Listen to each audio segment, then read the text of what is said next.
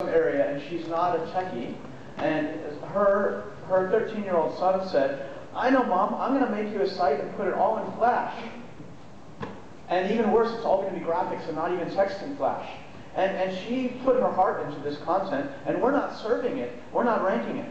So a couple of things we're doing to address that issue, and there's also some things that you can do to help us address that issue. One is we're using also algorithms that help prevent post-crowding. So it used to be that you would do a search on Google, and you might end up with 4 or 5 eBay results on the same front page. And now, as you probably have noticed, and I'm not picking on eBay specifically, they just happen to be a very large, popular site with a lot of pages. Now we say, okay, we know that users want a greater diversity of pages. Now you're talking diversity of content, which is related, but each of these is oftentimes being explored similarly by our teams at Google.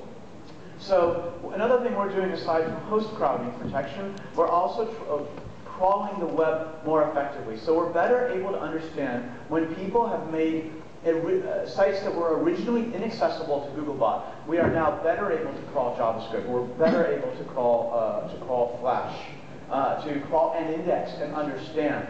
And that means that a lot of people that had great quality content but poor accessibility, we may be able to rank them better. We're also, as I mentioned earlier in the conversation about search quality, we're doing focus testing and A/B testing all the time to determine what makes it. We actually call this, and we have a team, it's called user happiness. We even have user happiness lunches. We actually use that, that's the phrase we use internally. There are a couple things that you can do also, particularly as an individual. If you see pages, and you do, a lot of us do a similar search again and again. Like for instance, I travel a lot, so I'm often searching for the same darn site that tells me how many miles I'm going to be flying, so I know what credit I'm getting. And I can never for the life of me remember what that long URL is, and I use so many different computers and different browsers, I don't even bother bookmarking it anymore. So I do the same query, and I'm logged in. And now with a program called SearchWiki, I can actually say, you know what, I know it's ranked number 7, but that is the best result for me. And I want it ranked at the very top every single time I do that query. But only for me. It's tied into my username. And here's the other fun part that I think you might appreciate as well. There are some listings that I think are crappy.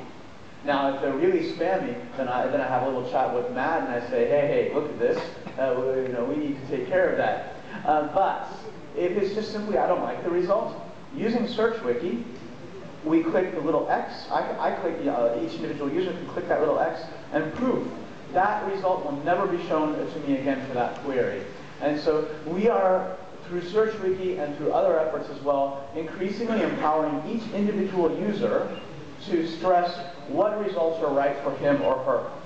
And I think we're going to be moving more towards that. We want to do it in a way that isn't too much of a pain for you. We want to make it easy. We want to make it so that it's sticky for your account. So wherever you log in, you'll get better results. The last part of that is also personalization. We look individually at each person when you have opted into search history, web history, and over time we're much better able to figure out, oh, if she really hates this type of results, or he really likes more videos. In Universal, we haven't turned on yet the algorithms that are saying he or she really likes this type of content better, but I can absolutely see that as something that we'll be exploring, to give people content that they like. And all of this tangentially comes back to your concerns that you see too much similar content. That will hopefully and mostly be taken care of by our algorithms. Content that is preferred by the individual user, it also is partly your option and your responsibility as well. Hi. Hi, Adam. Thank you. I have 2 questions. And working for Yellow Pages portal, we have more than 50 lakhs pages. So, in that currently we could not find the supplementary pages. So, what is the way to find that? Initially, we can able to find and we can do optimization based on that. Currently, we don't have that option. So, how to do that? Okay, so you're mentioning here you have a lot of pages. Some you're finding in Google, some you're not, and you mentioned something about supplemental. So we used to have very discrete indexes. We had essentially our main index, and then we had our supplemental index.